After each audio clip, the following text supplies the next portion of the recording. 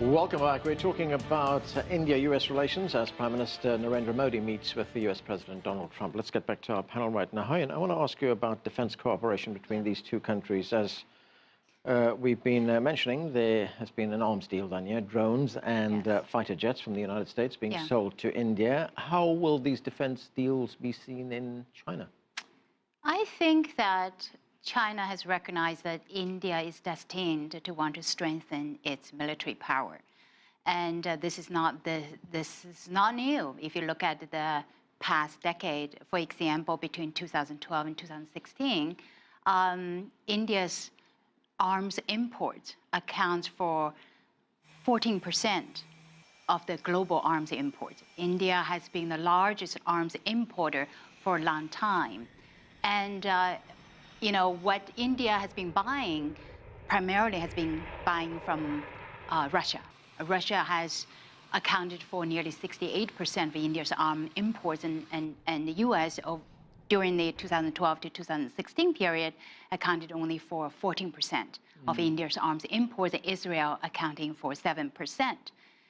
As India tried to diversify away, not completely away, but diversify more towards its arms purchases from the West, including the US, Germany, and France. And I think there exists enormous amount of opportunities for the US military, for the US defense cooperation with India. So, you know, there's nothing China could do to stop India from wanting to purchase arms. You know, at some point, the US will become a major supplier to India. And also India wants to build manufacturing capabilities domestically through these joint ventures. I think that China is tracking the progress closely, but I don't think there's anything that China could do to prevent it. Right. Selena, what will the impact of this be, the fact that India wants to diversify the sources of its arms and is now looking to the United States? Yeah, now this is certainly something not new, and certainly that's something that is, you know, long predates this particular visit. You know, for the longest time, India was deeply dependent on the Russians, but for various reasons, partly because the Russians have proved to be quite unreliable, partly because of the closer US-India relationship after the signing of the nuclear deal in 2005. Increasingly, India is turning more and more towards the United States and other smaller arms suppliers such as Israel. Now, I mean, I agree largely that this is, you know, that this is not cause for alarm from a Chinese perspective, because if you look at the two countries' defense spending in perspective, even though India is the largest importer, it spends a lot less on defense than China, partly because it's a much smaller economy, but also the import numbers indicate the fact that India really doesn't have a defense production base to speak of its own. And therefore, it's a disproportionate amount of its defense spending on armaments is imports. And I agree completely with Hayan that there is a desire in India to modernize its military. Of course, there's no question, despite all the sort of pieties that sort of are thrown out by diplomats, there's no question that part of that comes from a concern about China's growing capabilities. Right. And that is just part of an equation, and I think everyone recognizes that. Yeah, on that point, Raymond, does the imports from the United States to India, does that change the strategic balance in any way in that region in South Asia? Well, I think what's really new here is this co-production idea. It wasn't talked about publicly much in the summit itself, but behind the scenes there's a lot going on about the F-16. As you probably know, that production line is shutting down in the United States. And it has been offered really to India to do co-production in India. This would be a remarkable development, really, because it presents India not just as an arms buyer from outside, but a manufacturer that is integrated in global supply chains for defense production. And it goes back to being able to have a confluence between Make in India, Prime Minister Modi's thrust, and what Donald Trump wants, America first and jobs here. So if that could be worked out, it seems to me that that is a very significant development. Does it change balances of power? No, I don't think it changes balance of powers, but it's a very significant development. I would agree that it's significant if it's worked out for precisely the reasons Ray mentions.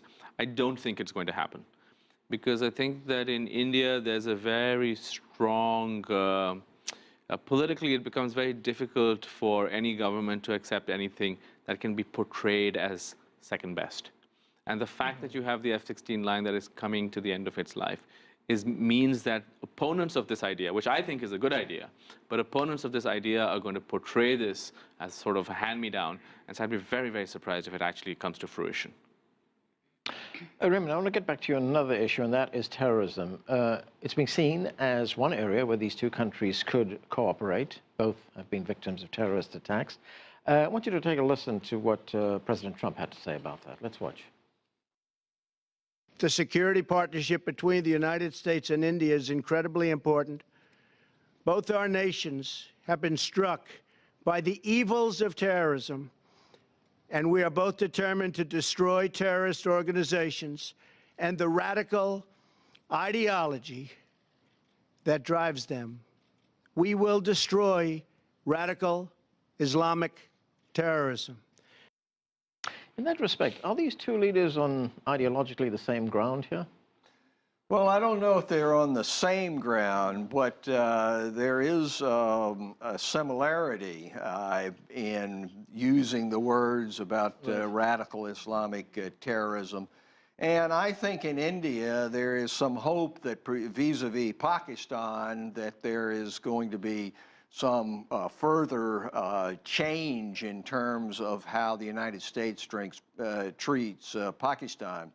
Afghanistan was also brought up by both sides.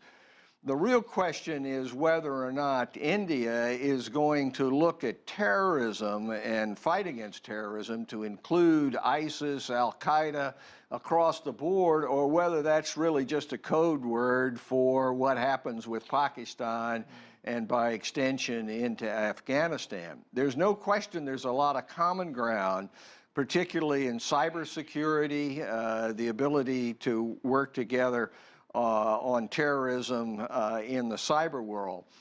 So it's a commonality. It is, though it's not a complete break with the past. I think that the message for this summit really was continuity. After all, President Obama had been willing to name Pakistan as a place which terrorism came from. Today, the Prime Minister was talking about no safe havens. And of course, again, that's a code word for you got to do something about Pakistan. And Harry, China must be looking at this. It's been deepening its relationship with Pakistan. Indeed, indeed. China's has always had a close relationship with Pakistan. The One Belt, One Road includes that $46 billion China-Pakistan economic corridor. And building the port, and that's one of the thorny things that perhaps has made India hesitate to immediately join on the One Belt, One Road wagon. But again, that close relationship with Pakistan hasn't prevented China from cultivating an all-rounded relationship with India, and particularly as these two economies being the fastest growing economies, being the neighbors, and with trade and FDI investment still at relatively low levels and has a lot of potential to grow, I don't think that the cooperation with Pakistan, between China and Pakistan, should in any way be a big barrier. You want to say something, right? Well, I was just going to say, I've been a big proponent of the fact that you have a triangular relationship between India for services, China really in terms of manufacturing of goods, and the United States in terms of technology and finance. And I still think that there is scope for that. Now, there's a lot to be overcome. I was one of those people who said that in regard to the Asia Infrastructure Investment Bank, that the United States should not have taken the very negative approach to it that it did. India went with China in that, is now very active in it. So I do think that relationship augurs well in terms of being able to address some of the security issues, particularly in Southeast Asia and the South China Sea. Sutherland, I want to get back to the visit. And this Indian Prime Minister, Narendra Modi, has one big advantage that not many leaders coming to this country have, and that is he has a big support base inside this country among Indian Americans. How does one explain that? He's really popular. He's very popular. In fact, yesterday I was at a community event, which was kept quite low-key by Modi standards, which means that there were only about, 500 or 700 cheering people, as opposed to thousands. He certainly has a following. He's seen as someone who has helped put India back on the world map. He's seen as a strong and decisive leader and so on. What was striking to me about his comments yesterday in the United States was that they were aimed not at a US audience or even an Indian American audience, but they were aimed at a domestic audience. And it's very interesting to see how he has used this visit to sort of position himself and sort of back in domestic politics. But one quick thing on the terrorism point, it was striking for me that President Trump used the term radical Islamic terrorism. Prime Minister Modi did not. Modi spoke only in terms of terrorism, extremism, radicalism. He did not use the word Islamic. And the reason for that is very obvious. He has 170 million Muslims at home, and he has to be very, very careful with how he speaks. Okay, we're going to have to leave it there. Thanks to all of you for being with us. That's it for this edition of The Heat, but the